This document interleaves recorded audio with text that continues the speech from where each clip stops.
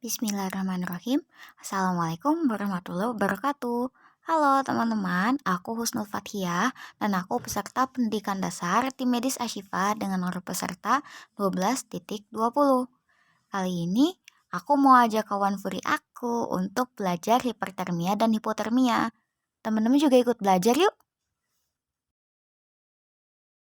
Teman-teman pernah nggak merasakan trauma lingkungan?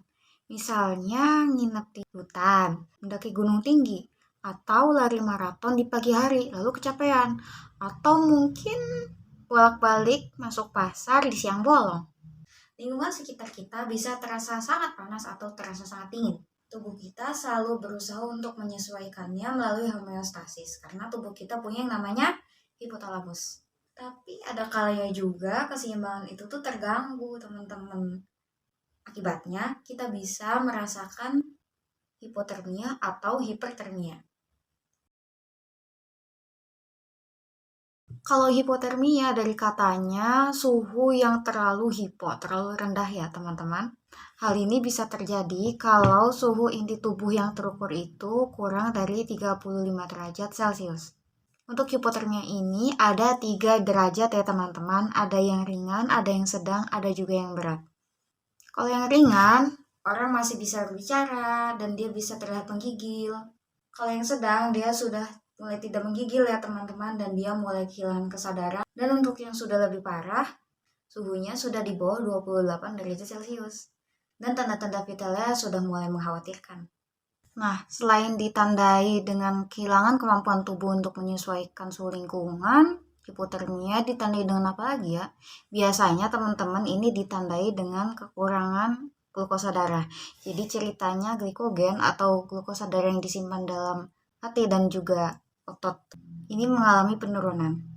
Terus siapa ya kira-kira yang lebih rentan terkena hipotermia selain orang yang terpapar lingkungan?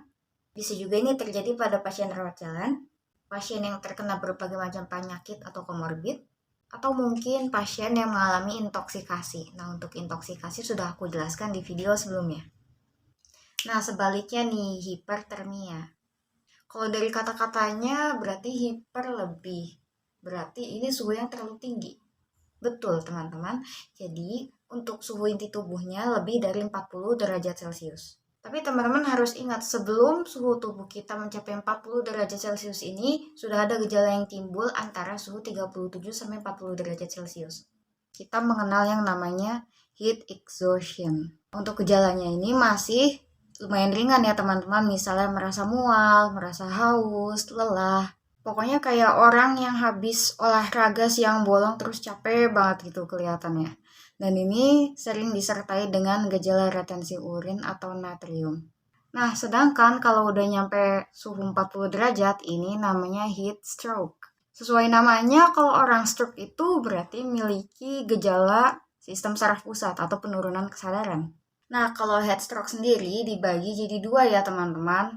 Ada yang eksersional dan ada juga yang klasik. Nah, untuk yang klasik ini lebih banyak terjadi pada orang tua. Misalnya ini terjadi pada orang tua dan gejalanya itu perlahan-lahan dalam beberapa hari munculnya. Misalnya pertama dia cuma biasa aja, terus kemudian lemas, terus kemudian beberapa hari selanjutnya penurunan kesadaran, begitu. Untuk pasien ini biasanya ada penyakit kronis seperti diabetes mellitus.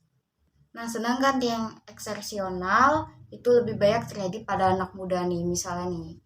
Ini masih muda kan ya teman-teman ceritanya, masih anak-anak nih. Dia beraktivitas pada lingkungan suhu panas sehingga muncul gejala yang onsetnya itu lebih cepat. Gejalanya bisa muncul dalam hitungan jam. Kalau ketemu kasus ini di lapangan, enaknya ngapain dulu ya teman-teman? Yang jelas, kalau di lapangan kita bertemu dengan kasus darurat, kita harus bisa menilai keadaan diri kita, keadaan lingkungan, dan juga keadaan pasien.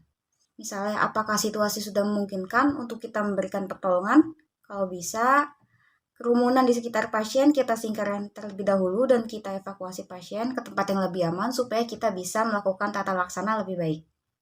Dan jangan lupa, kita harus pantau kesan umum dan juga selalu pantau tanda-tanda vital setiap 15-30 menit sekali. Selain itu, teman-teman jangan sungkan memanggil bantuan ya. Oke, yang pertama untuk pasien hipotermia yang sadar. Pertama nih, kita ketahui apa sebabnya dia mengalami hipotermia. Misalnya, dia hipotermia karena kecebur air, maka kita lepas pakaiannya. Kita inform pasien dulu untuk melepas pakaiannya.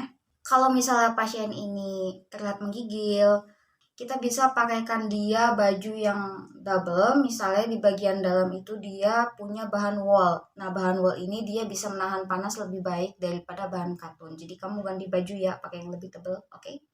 Nah, selanjutnya teman-teman boleh kasih ke pasiennya minuman yang hangat. Tapi jangan yang beralkohol ya, karena bisa menyebabkan vasodilatasi sehingga memperparah kejadian hipotermia. Nah, selanjutnya untuk pasien hipertermia sadar. Sebetulnya ya simpel aja sih, kayak dibalik kalau misalnya pasien hipotermia butuh yang hangat-hangat, berarti pasien hipertermia butuh yang dingin. Berarti di tempat yang teduh. Nah, tapi ada beberapa hal yang harus kalian perhatikan, teman-teman. Suhu tubuhnya itu kan di atas normal ya, di atas 37, di atas 40 derajat Celcius. Bagaimana cara kita membedakan yang mana hipertermia dan yang mana demam? Nah, sebetulnya caranya itu agak tricky, tapi juga bisa kita pelajari. Nah, kalau pasiennya sadar, kita bisa tanya-tanya ke pasiennya, kemarin ada gejala demam atau tidak, apakah ada riwayat infeksi, dan lain sebagainya sebelum kita memulai tata laksana agar nantinya lebih tepat. Kadang-kadang orang yang trauma lingkungan panas juga ini merasakan dehidrasi dan keringat dingin. Jadi jangan lupa kita pastikan supaya pasiennya itu terhidrasi. Jangan lupa dikasih minum. Selain itu kita bisa kasih kompres air dingin ya teman-teman ke pasiennya. Misalnya di bagian abdomen, kita bisa bareng-bareng belajar anatomi lagi ya, mana bagian tubuh yang memiliki arteri yang besar. Di situ kita bisa pasang kompres dingin. Nah, jangan lupa kita edukasi ya teman-teman. Kalau mau olahraga jangan lupa pakai topi. Pakai baju jangan yang terlalu ketat. Nah, itu baru tata laksana pasien sadar ya teman-teman. Gimana kalau pasiennya nggak sadar? Kalau nggak sadar berarti kita lakukan survei primer. Dan nantinya kalian bisa nih memutuskan apakah harus resusitasi jantung paru, pemakaian tabung oksigen, dan lain sebagainya.